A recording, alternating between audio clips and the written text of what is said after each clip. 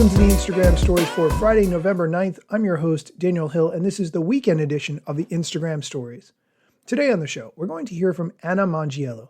She's a UGC content creator and a UGC coach. She teaches people how to make user-generated content to make money. It doesn't matter how many followers you have, how many followers you think you need to have, any of that. Anna and I sit down. She tells some of her best stories about creating UGC content and explains how you can get started making money if you're interested in this area. We'll get into that right after the break. Welcome back. I'm here with Anna Mangiello, UGC content creator and coach. Here's the interview that I did with Anna. Today on the show, we're here with Anna Mangiello. Anna, welcome. Thank you so much for having me. Anna, for people who are not familiar with you, can you tell us who you are and what it is that you do? Sure. So I am a UGC creator, content creator coach, and I do everything in between, stay-at-home mom, running a business, anything and everything content creation related. When do you sleep? We'll get to that. Oh, God.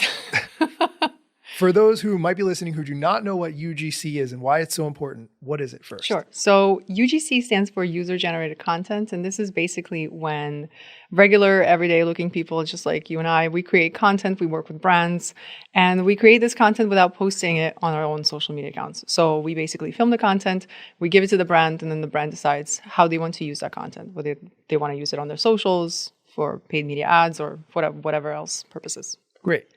Can you share first what it's like to start from zero doing this and how somebody else could do it if they are interested in UGC and want to become a UGC creator? Sure. So, the first thing obviously is to do research, and I also think that it's important to kind of figure out what is like the ultimate end game for somebody is. Are they trying to just make a couple of $100 a month, or are they genuinely feel passionate about content?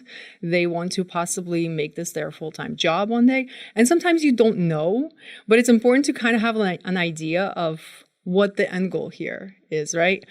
Because depending on your end goal will determine the next steps of the process. I think research is really important to really understand what UGC is and like what you will have to do when you are working with brands, and really deep dive into like the unsexy side of UGC, which includes a ton of admin work. Like as a business owner, as a content creator, essentially you're starting a brand new business as a freelancer. And so when you're starting a brand new business, you have to do everything yourself. Like you're not just filming content and then editing that content. You're also, doing emails. You're an office manager. You're an accountant. You're a lawyer. Like you're a janitor. Like you're all of these things. And people need to understand that it is a business.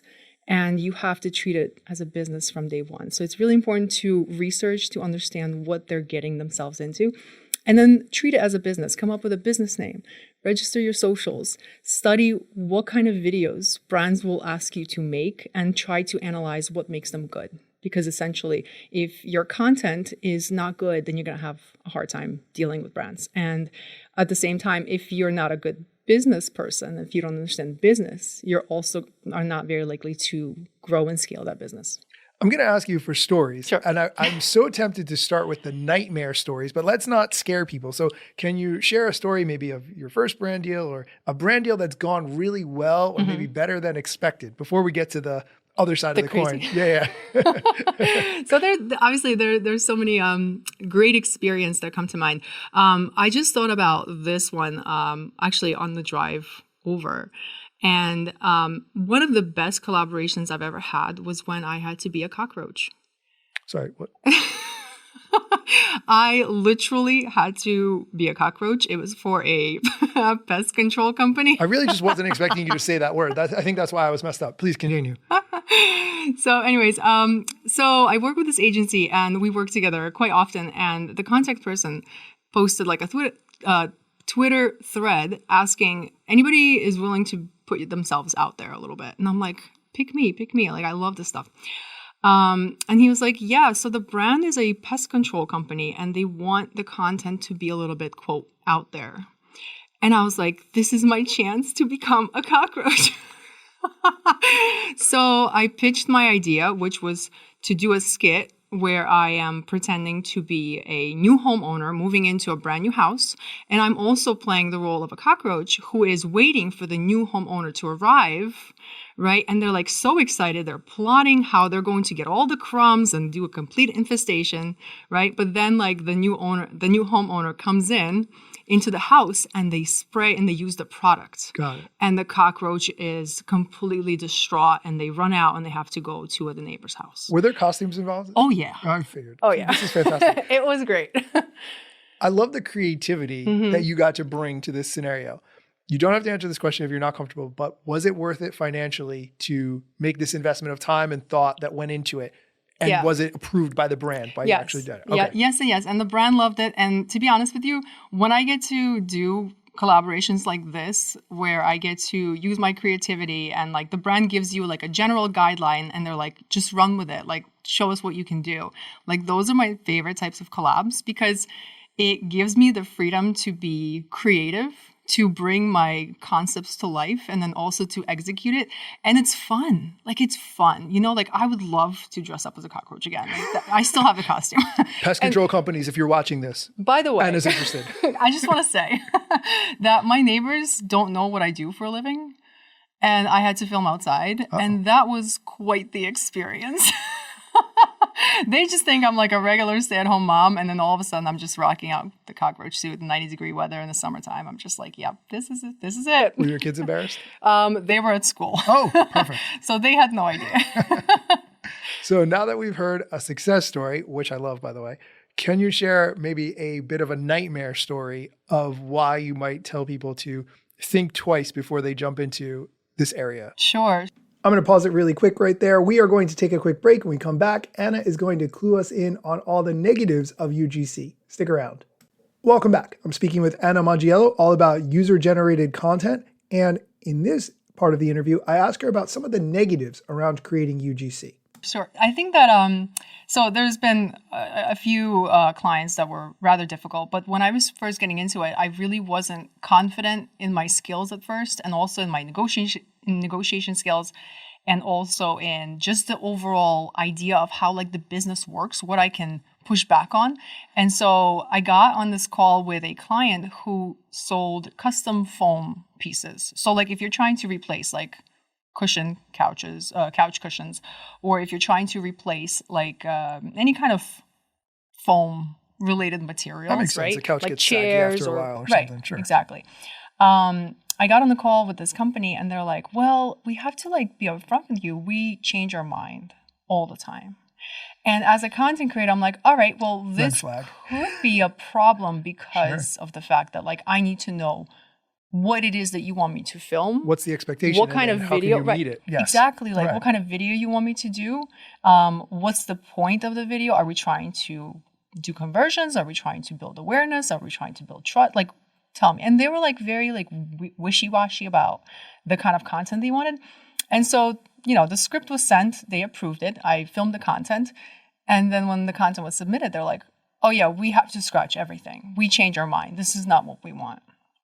So then I'm like, because I'm new, I'm like, well, you know, like, how would you expect this content to turn out? And once they gave me the revision request, it was basically required a complete reshoot, which I did at that time because I didn't know any better. And I really wanted to do a really good job. And then they turned around and they said, actually, we want the reshoot for the third time. And that was when I was like, wait a minute. Now I think that they're just taking advantage of me because they still have access to the other two videos that I made. So what's going to stop them from using the third video and possibly using it for a different purpose? And you're not charging them per video. You're charging them for the whole project for them to sign off on the end result. Right. Yep. Correct. So at that point, I kind of was like, all right, well, this is going to have to be compensated if you guys want me to reshoot the third video because it requires so much planning. It requires a new script, new editing, everything. And they didn't want to compensate me for, so I kind of just stood my ground and they threatened to sue me. And I was like, well, you guys actually signed my contract. And because they did not follow the contract themselves in the beginning with the time frames and a bunch of other legalities, they just decided to walk away. And I was like, I'm happy this collaboration's done. Like, cool, but no thanks. Just for curiosity, do you build revisions into your contracts and kind of how do you handle that? Yeah. So every single brand collab gets a revision round or 2 rounds of revisions. It depends on what they want, to be honest with you. I'm very like easygoing when it comes to that stuff. Reshoots are typically not included, but to avoid reshoots, I script out all of the videos beforehand. And I provide the script to the brand for approval, so they know exactly what I'm going to be filming before I actually press record. So that way, that aspect ensures that the brand is happy and they know exactly what's expected. So if they want me to change a scene or use a different script, that's their opportunity to do so at that time. Yeah. Tell you before you film it, before you edit it, before you... Yes, exactly. That completely makes sense. I'm going to stop it there so we can take a quick break. When we come back, Anna is going to explain how you can start earning money and how she teaches people to do that with UGC.